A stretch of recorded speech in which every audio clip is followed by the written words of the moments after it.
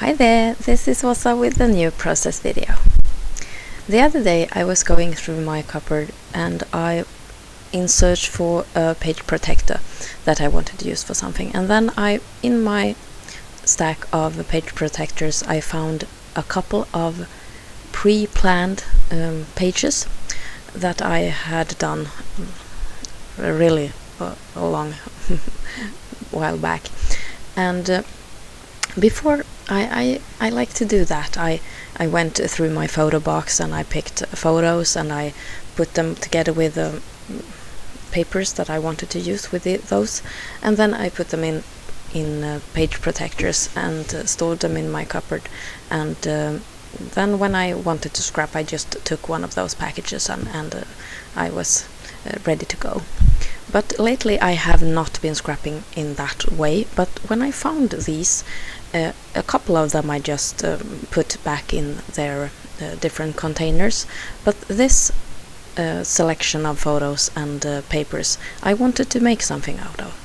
And it was summer photos from last summer 2014, and we were at the beach and we took some really nice family photos, just of the four of us. And they are sunshiny and bright and happy, and I wanted to play with them, especially since we haven't had the best summer weather this year. I wanted to remember what summer is supposed to be like. The papers I had chosen for these photos are from Carta Bella, and it's a summer collection they had in 2013, so they are pretty old now, but still very happy and very exotic and beach kind of like. And I have the 6x6 paper pad, and I'm using I think 2 or 3 of those papers on this page. One of the papers was a cut-apart sheet that I'll be using as embellishing on this page.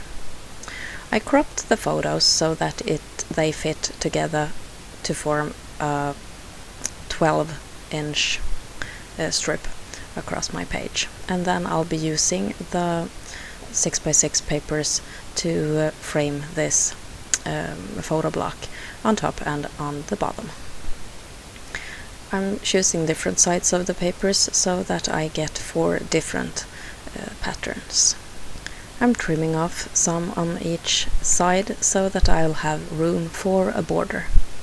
And the border I will create with some thin washi tape on another piece of white paper, just so that the orange will stick out a bit from under the main part of the page. I think it's really fun to use washi tape like this on a page.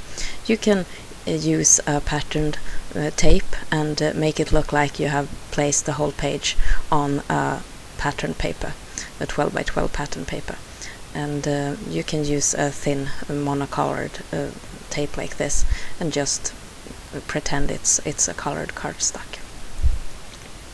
I glue the main block onto the background paper, and now it's time to place those tiny cards that I had from the cut-apart sheet.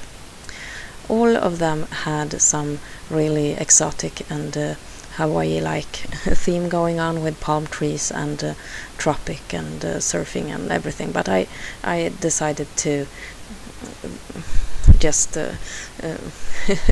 let this slip and make it work on my page. We don't surf. I don't think it's even possible here, at least not on the waves. Perhaps you can windsurf. And we don't have palm trees, we have pine trees. And yeah, it's nothing tropical. Perhaps if you're lucky you get tropical heat during the summer like we had last year, and that's pretty much as tropical as it gets. Lined up like this, the small die cuts almost resembles ads on a notice board, and I thought that was a really nice effect. You could almost imagine them being pinned up on a fence that you walk past or something like that on your way to the beach. Really nice. Now I wanted to add some more embellishments to this page, and I decided to paint some wood veneers. I have lots of wood veneers and I love them, and the fact that I have many makes it easier to use them, because then I don't hoard them as much. If I just have one of a kind, it is really hard for me to use that one, because I feel like I want to keep it. And I know that if I use it, I will keep it in my album, but that's not the same thing for me, apparently. So it's hard, but I have lots of wood veneers and I love to use them. And today I will be coloring them with distress paint from Ranger, and I will color them in 3 or perhaps 4 colors, similar to the ones that I had in the Cartabella papers. So I'm starting with some yellow and light orange, my favorite colors, and then I'm moving on to a red, and later I will also paint blue ones. To make it easier to paint, I make a double-sided kind of adhesive strip on a piece of paper by just folding ordinary office tape in like double, and then I can stick the wood veneers onto the tape and easily remove it when it has dried. I think this is a very nice technique that I've always used when I have painted small like things for my scrapbooking. First it was the chipboard when it was popular, and now I do the same with wood veneers. So these custom colored embellishments will look just like they were from a collection pack together with this page.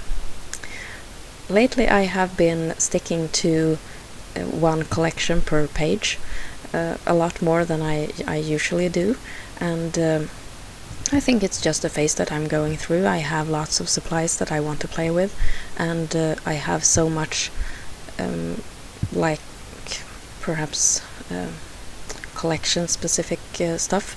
I have bought many pieces from the same collections, and then it's easy to just go with the collection, and that's new to me. I don't usually do it like that, but it's fun to just change the way you create once in a while, and this has been a lot of fun for me, so nothing wrong with that. You don't have to mix collections. That's when they do the collections, I guess they think that you should use only their products, so they pretty much are meant to be used that way. So, and I love that. Now and then I want to use some twine, and I have a kind of a very fibery, or I don't know if that's a word, but it has lots of fibers sticking out from the thread, and I thought that would be perfect for this page, and just add a little bit more dimension, a completely different texture, and some warmth to the page. I always think that thread and twine and fabric and like burlap and also cork makes pages warmer. The texture, the softness, and the whole package, it's just warmth to me. And this page had a lot of warmth already, but it needed another kind of texture. So I bundled up 3 different colors of thread that had the colors from the Cartabella papers, and I made a couple of rather large bows. I have realized that I often make bows on my pages, and it has almost become like a signature thing for me, and I will continue just do that. Here are some close-ups of the finished page. Thank you so much for watching. I hope to see you soon here in my channel again. Take care. This is Åsa. Bye.